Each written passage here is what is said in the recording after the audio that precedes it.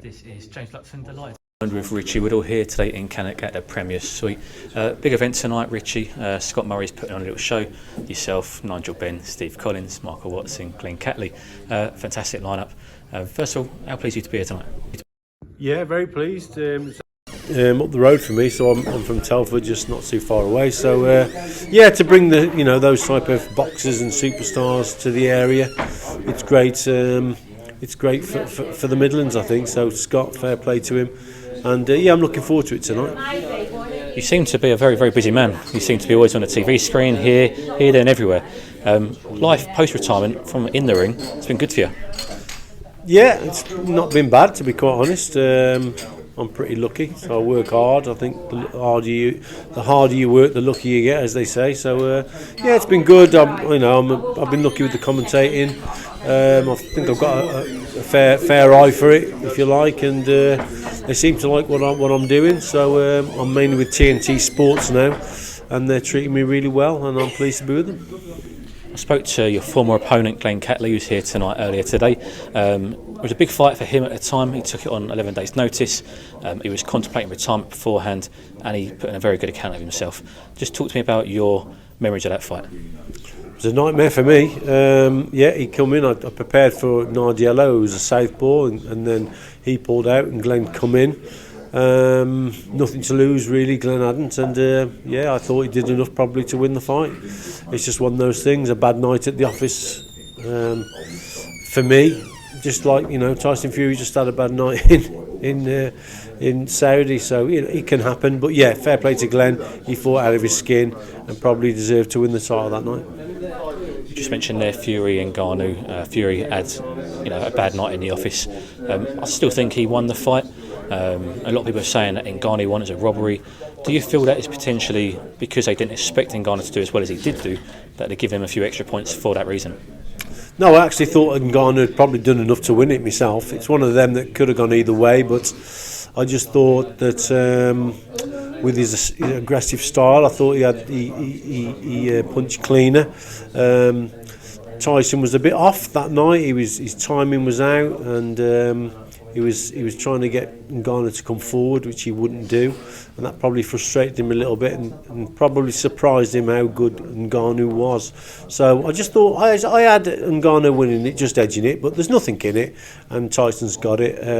But he'll feel a little bit luckier for that, and but I'm expecting a totally different Tyson Fury in the next fight. I don't think he took him too serious. I think once that Usyk fight they've got a definite date for it, I think we'll see the proper Tyson Fury on that night. Do you see a future in boxing for Francis Ngannou?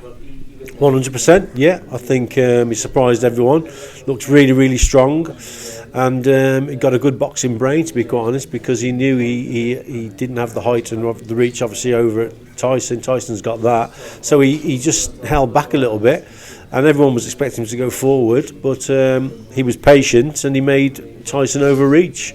That takes a lot of bottle to do that, and shows that he's got a good boxing brain. So yeah, answering your question, I think he could turn to boxing and box at world level, definitely. Back to tonight and tonight's evening. Steve Collins and Nigel Benn, they know each other very well, fought twice in their pro careers. First of all, just talk to me a little bit about your thoughts on those two guys as fighters. Well, they were around when I was probably just after them, to be quite honest. They were like sort of finishing, so I was looking up to them boxers. They inspired me. They did. Nigel Benn and Steve Collins, two incredibly good fighters indeed. Nigel Benn, ferocious puncher, and Steve Collins was probably a better boxer than what people give him credit for, actually, but a tough guy, and knew when to go through the gears, could fight well on the inside, and had a great chin. So yeah, they both had sort of different attributes, but they were both sort of A1 fighters, Premier League fighters, where I was more of a championship fighter, to be quite honest, compared to them. And another boxing legend here tonight is Michael Watson. We all know about his horrific injury and what happened to him, but he seems to have found a new purpose in life and promoting the positivity and what happened to him.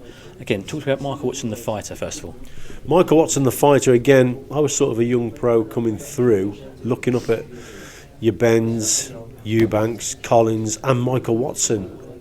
You know what? He could have been the best out of all of them.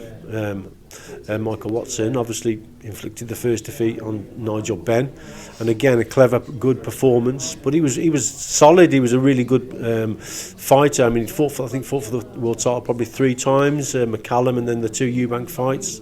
So yeah, he was a quality fighter, someone that I looked up to. I thought he was a good all-rounder. I thought he could box at range, he could fight on the inside, he could punch.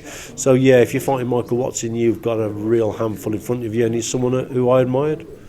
You mentioned he could have been the best of the lot. He obviously, the injury happened and he couldn't fight again, and it changed his life. He could have been very bitter about that, but he doesn't seem to have that at all. He seems, like I say, to be promoting the positivity, promoting the brain injury, and helping others like Nick Blackwell now as well. What do you think of him as a man? Well, I think of him as a man.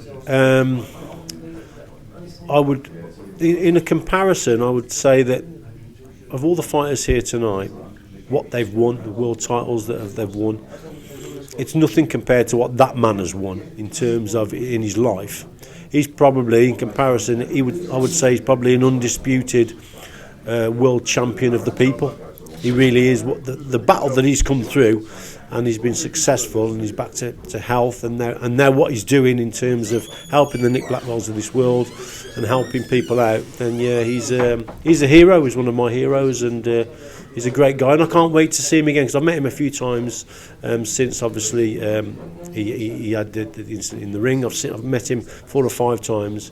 Every time he's always greeted me with great friendship, and he's a lovely man, a great fighter, and I mean that, a great fighter, and an incredible person. Well, Richie, I'm looking forward to hearing more of your stories later tonight, but thank you very much for your time. No problem.